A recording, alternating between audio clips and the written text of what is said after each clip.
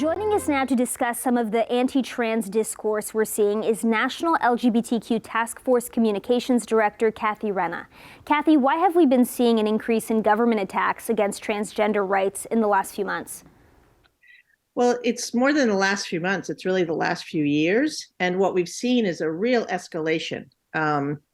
It's incredibly troubling, and it's not just a scattered thing here or there. You know, it is a very orchestrated, planned, small group of individuals who are pushing literally hundreds of bills in state legislatures around, as you know, issues as wide-ranging as access to trans-affirming healthcare, to access to play sports, to trying to basically erase LGBTQ people from school curriculum, book bans, and the like, as well as actually trying to take away the progress that we have made. I'm sure you know that the Respect for Marriage Act was passed late last year and signed by President Biden.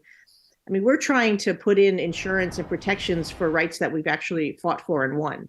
So it's a really, really troubling time. Not all states are walking back trans rights. Minnesota is actually attempting to become a trans refuge state. What are some other resources available to trans people in the U.S. right now? Well, it's really challenging because, I know so many families that, they don't want to move. They live in Texas, or they live in Florida, or they live in Mississippi, and they don't want to leave their homes, their families, their friends, their communities.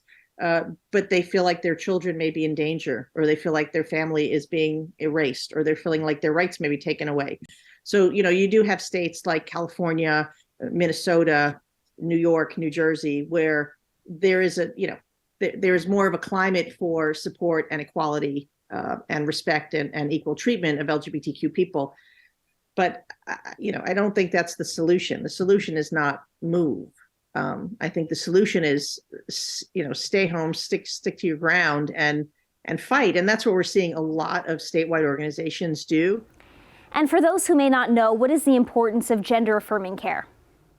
Well, I've worked with trans kids for many, many years. I've known a lot of the kids that you see speaking out now who are in their teens and 20s. I met them when they were 4 and 5 and 6 and just socially transitioning. I mean, the difference is the difference between life and death. The difference is being able to be who you are, and not just survive but thrive. I mean, this is the way that the other side and the anti-trans activists are twisting this and basically using a lot of lies and misinformation, because they're preying on the fact that a lot of folks don't know trans people, and particularly don't know trans young people.